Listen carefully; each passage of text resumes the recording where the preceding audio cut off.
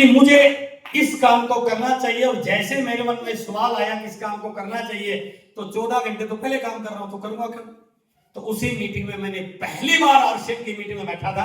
मुझे direct selling का कुछ भी नॉलेज नहीं था, बट उस सेमिनार का ये प्रभाव था कि मैं फैसला ले चुका था कि अब कोचिंग सेंटर नहीं चलाना है। जो टाइम कोचिंग सेंटर में लग रहा है, यदि आरसीएम को बिल्ड करने में वो टाइम लगा जाए तो जिंदगी में बहुत बड़ा बना जा सकता है। तो मैंने उसी मीटिंग में अपने कोचिंग सेंटर को बंद करने का डिसीजन लिया। डिसीजन तो ले लिया, लेकिन जाना तो घर पे था ना। और जब घर पे गया तो मामला पूरी तरह से बिगड़ा हुआ था। घर वालों को जब मैंने बताया कि मैं इस प्रकार का काम शुरू कर रहा हूँ, तो मेरे दोस्तों सबसे ज्यादा परेशान आपके शुभ चिंतक आपको ज्यादा करते हैं, उनको बड़ी चिंता होती है आपकी। वो आगे समझाते हैं। मुझे बहुत सारे लोगों ने समझाया कि आप क्या पागलपन है, को कपड़ा बेचने का काम शुरू कर दिया है। उस समय कपड़ा ही होता था सर, क्या पागलपन है, कपड़ा बेचने का काम शुरू कर लिया, इतना बड़ा कोचिंग सेंटर, इतना नाम, शहर में लोग, बड़ी प्रोफाइल आपकी, ये बहुत सारे। और लास्ट में एक साथी ने मुझे एक लाइन से समझाने की कोशिश की कि भैया फैसला तो आपका है, जो करना है, जिंदगी आपकी है, लेकिन मैं आपको एक राय दे रहा हूं दोस्त होने के नाते, जिंदगी में समझदार व्यक्ति बड़ा सोच समझ कर डिसीजन लेते हैं। हेलो, ऐसे ही वो डिसीजन था।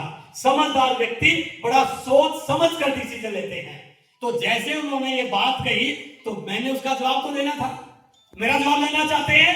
तो मैंने तुरंत उसको उत्तर दिया कि मैं आपकी बात से सहमत हूं कि समझदार व्यक्ति सोच समझ कर डिसीजन लेते हैं, लेकिन कामयाब व्यक्ति उनको कहा जाता है जो अपने लिए गए डिसीजन को सही साबित करने की हिम्मत रखते हैं। तो कोई फर्क नहीं पड़ा, लोगों ने मना किया, मैंने अपना काम स्टार्ट किया, प्लान दिखाना शुरू किया। नौकरी के बाद का पूरा टाइम आरसीएम में लगाता था। लगभग 3, साढ़े 3, 4 बजे मैं घर पे आ जाता था। उसके बाद बाइक लेके फील्ड में निकलता था। पार्ट टाइम आरसीएम की शुरुआत की और 4 बजे के बाद 11 बजे तक रोज आरसीएम करता था। यानी कि पार्ट टाइम में रोज 7 घंटे काम करता था। बहुत सारे लोग फुल टाइम ऐसा काम नहीं करते।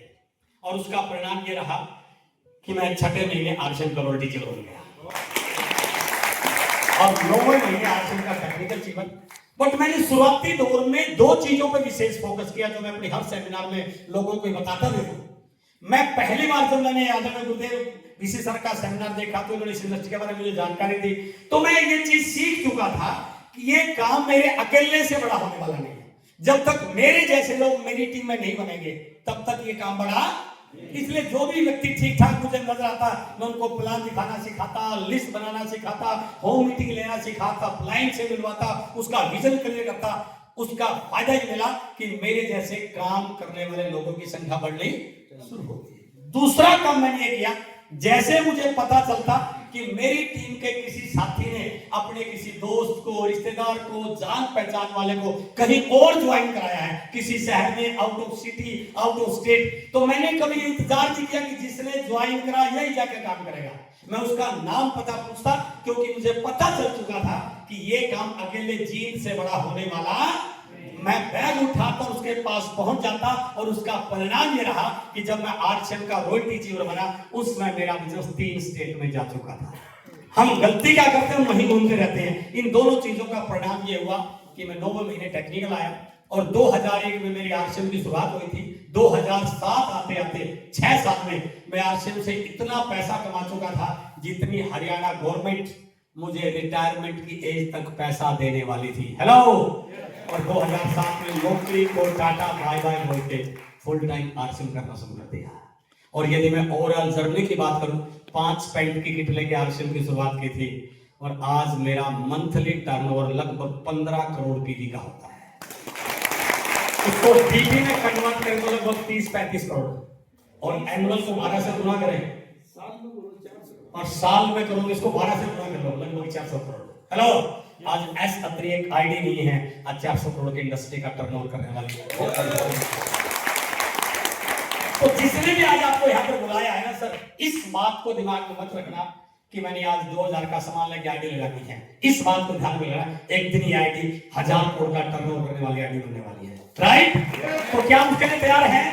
और सबसे पहले मैं, क्योंकि ये इंडस्ट्री भीलवाड़ा की देन है, तो मैं भीलवाड़ा की धरती को प्रणाम करता हूं, आप लोगों को प्रणाम करता हूं, वीसी सर को प्रणाम करता हूं, आदरणीय टीसी सर को प्रणाम करता हूं कि आपने पूरे हिंदुस्तान में एक ऐसी एक इस प्रकार का अभियान चलाया है जिसने बहुत सारे लोगों की जिंदगियों के दर्द को दूर किया है, चाहे वो हेल्थ के रूप में हो, चाहे वो वेल्थ के रूप में हो, चाहे वो पहचान के रूप में हो, चाहे वो रिकॉग्निशन के रूप में हो, चाहे वो लीडरशिप के रूप में हो। इसलिए एक बार दिल खोल के ताली बजाइए आप भीलवाड़ा से जुड़े।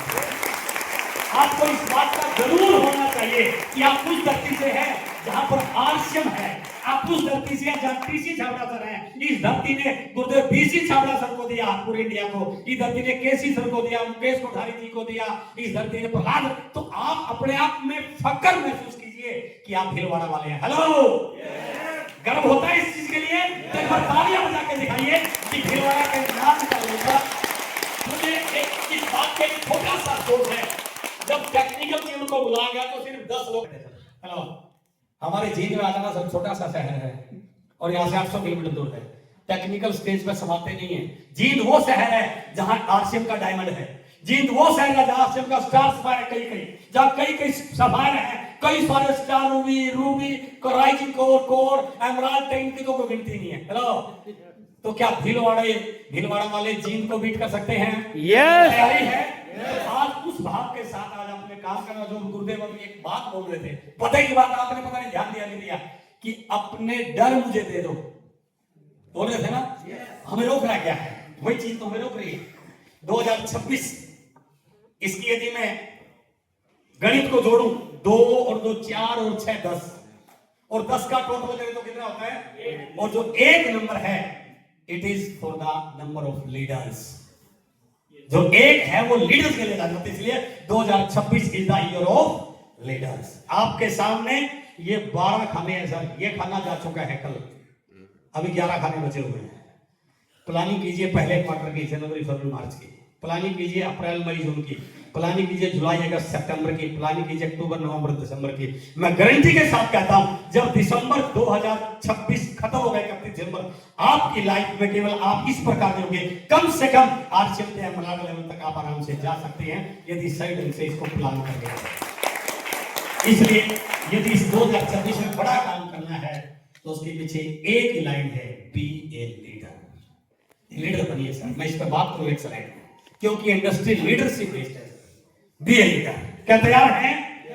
और सफलता में 3 चीजों का अहम रोल होता है। मैं आज आपको बिल्कुल नहीं बताऊंगा कि 2000 का सामान कैसे लेना है, केवाईसी कैसे ओके करना है। मैं आज आपको इस चीज के लिए बताने के लिए आया हूं कि भीलवाड़ा वाले यदि सही ढंग से काम करें तो पूरा इंडिया एक तरफ, अकेला भीलवाड़ा एक तरफ हो सकता है। तैयार है उसके लिए? लोग तो सर 3-3 4-4 दिन ट्रेन में बैठ कर कंपनी देखने आते हैं सर। आपने तो साइकिल पे चले 15 मिनट में कंपनी पहुंच गई, बाइक उठाई तो कंपनी पहुंच गई, है ना। पैदल भी मॉर्निंग वॉक में घूमते रहोगे तो कंपनी पहुंच जाओगे। तो आपके लिए कितनी बड़ी अपॉर्चुनिटी है। सफलता में 3 चीजों का अहम रोल होता है sir. The first one is will power.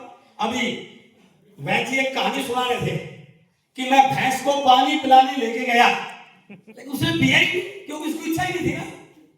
तो कामयाबी में सबसे बड़ा रोल होता है आपकी विल पावर का।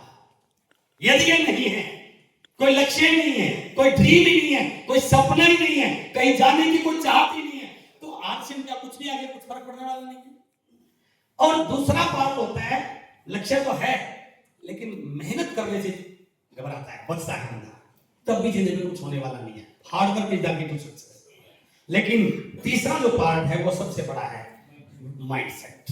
दिमाग में विचार सही नहीं है, डर है, धारणाएं पुरानी बनी हुई है, अपने ऊपर विश्वास नहीं है, सिस्टम पे विश्वास नहीं है, आरसीएम पे विश्वास नहीं है, अपलाइन पे विश्वास नहीं।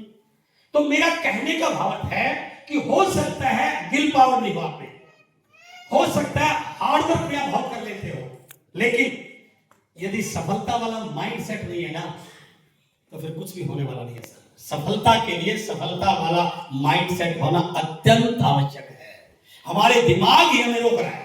हमारे दिमाग में धारणाएं ऐसी बनी हुई है, मैं तो कम पढ़ा लिखा हूं, मैं तो महिला हूं, मैं तो गांव का हूं, मेरे से तो होने वाला नहीं है, मैं तो बोल नहीं सकता, पता नहीं क्या क्या धारणाएं बनाई हुई है। इसलिए पुराने अनुभव, पुरानी धारणाएं इतनी जड़ जमाई बैठी हैं कि सामने आई अपॉर्चुनिटी पर भी विश्वास नहीं होता। बाहर का कोई भी रोक रहा है, हम खुद ही अपनी सफलता में बैरियर बने हुए हैं। सफलता में बाहर के फैक्टर बाधक नहीं होते, हमारी धारणाएं, हमारे डर। आप क्या हैं इसका असली पता चलता है अकेले में क्या सोचते हैं। और 97% लोग अकेले में जब अपने आप से बात करते हैं ना तो वो कमजोरी बात करते हैं, मेरे भाग्य में नहीं है, किस्मत ही ऐसी है, मैं जो कुछ भी हाथ लगाता हूं उसमें असफल ही हो जाता हूं। तो अपने माइंड को कमांड ही नेगेटिव दे रहा है। गुरुदेव बीसी सर एक लाइन बोलते हैं कि जिस बच्चे को मां ही चम्मच में डाल के जहर पिलाती हो, उस बच्चे का दुनिया के किसी डॉक्टर के पास इलाज नहीं हो सकता। यदि आप ही अपने भाग्य के दुश्मन बने हुए हैं, यदि आप ही अपनी सफलता के दुश्मन बने हुए हैं, तो बाहर के लोग कैसे आपको सफल कर देंगे। इसलिए सफलता में सबसे बड़े बाधक हमारे खुद के फैक्टर होते हैं, हमारी धारणाएं होती हैं। अपनी पुरानी धारणाओं को, कमियों को, किसी के प्रति ईर्ष्या, द्वेष या नाराजगी को, अपनी कमजोरियों को, अपनी गलतफहमियों को, क्या आज इन्हें छोड़ने की हिम्मत कर सकते हैं सर? यस। आपने जितने साल भी आर्शन करते होंगे, जितनी भी मेहनत की, मैं गारंटी के साथ कहता हूं वो एक तरफ और ये एक फैक्टर एक तरफ। यदि आज आपने अपने आप को जीत लिया तो आप दुनिया को जीत सकते हैं। क्या इन सबको आज छोड़ने की हिम्मत कर सकते हैं? यस। पक्का हाथ थोड़ा ऊपर करके बता सकते हैं क्या? एक बार तालियां बजा के बता सकते हैं। लेकिन बाहर जाके फिर बात बोले तो उसका एक ही तरीका है, क्योंकि आप क्या है, इन सारी कमजोरियों को आज इस आग की भट्टी में जला के जाना है। पक्का? पक्का? कितने लोग वादा करते हैं कि सारी चीजों को छोड़?